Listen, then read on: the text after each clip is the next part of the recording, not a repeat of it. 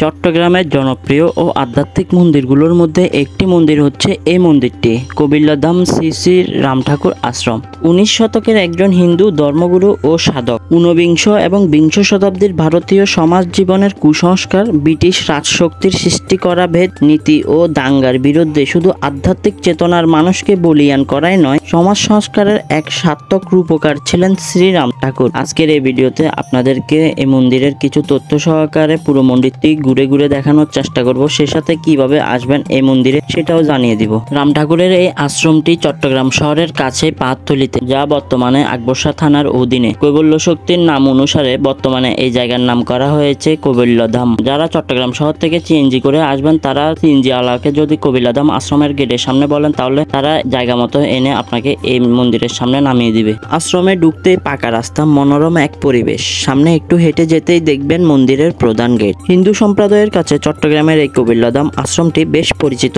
এবং মনোরম পরিবেশে অবস্থিত। গেটের ভিতরে প্রবেশ করতেই দেখবেন শতবর্ষী এক বটগাছ। এটাকে মূলত কৈবল্য শক্তি কিংবা শিব শক্তি বলা হয়। শ্রীরাম ঠাকুর এই জায়গায় বসে ধ্যান করতেন। বর্তমানে এই বৃক্ষের ডালপালাগুলো চারপাশে ছড়িয়ে ছিটিয়ে রয়েছে। অনেকে বসে রাম ঠাকুরের কাছে প্রার্থনা করছে, কেউ আবার একটু ঠান্ডা বাতাসের অনুভব করতে বসে আছে ঘন্টার পর ঘন্টা। এই বৃক্ষের পাশে রয়েছে একটি পুকুর। এই পুকুরকে মূলত কবিল্ল কুণ্ড বলা হয়। এই কুণ্ডের চারপাশে রয়েছে নানা রকমের ফুল গাছ, তাছাড়া রয়েছে পাকা ঘাট। এই কুণ্ডের ঘাটে বসে অনেকে করছে গল্প।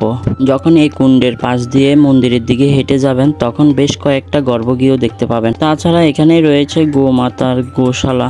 সনাতনী ভাই বোনেরা, আপনারা যারা এই মন্দিরে আসবেন, গোশালার এই কামধেনুকে দর্শন করতে পারবেন। এই মন্দিরের চারপাশটা অসম্ভব সুন্দর। তাছাড়া এই মন্দিরের উন্নয়ন কাজ চলতেছে, এমনকি নতুন এক ভ্রমণ তৈরি করে ফেলেছে এই মন্দিরে। সামনে যে ভ্রমণটি দেখতে পাচ্ছেন, এটা হচ্ছে যে নতুন ভ্রমণ। এই সিঁড়ি দিয়ে উঠলে নতুন ভ্রমণে ঢুকতে পারবেন, কিন্তু তার পাশে রয়েছে পুরনো সেই রাস্তা। এই রাস্তা ধরে একটু উপরে উঠতেই রয়েছে দূর দূরান্ত থেকে আসা ঠাকুরের ভক্তদের থাকার এক মনোরম পরিবেশ। 3 তলা বিশিষ্ট যাত্রী নিবাস। প্রায় অনেক ভক্ত এখানে রাত্রি যাপন করে। তাছাড়া এই মন্দিরের প্রত্যেক শুক্রবারে হাজার হাজার ভক্তদের জন্য খিচুড়ি প্রসাদ আয়োজন করা হয়। এছাড়া এই মন্দিরের পুরনো ঐতিহ্য ধরে রাখার জন্য এখানে কলা পাতায় প্রসাদ বিতরণ করা হয়। কলা পাতায় প্রসাদ খাওয়ার আনন্দটা অন্যরকম। যারা কলা পাতায় প্রসাদ খেতে চান, অবশ্যই চলে আসতে পারেন এই মন্দিরে। তাছাড়া আরেকটা বিষয় আপনাদেরকে বলে রাখি, এই মন্দিরের প্রসাদ একেবারে অন্যরকম।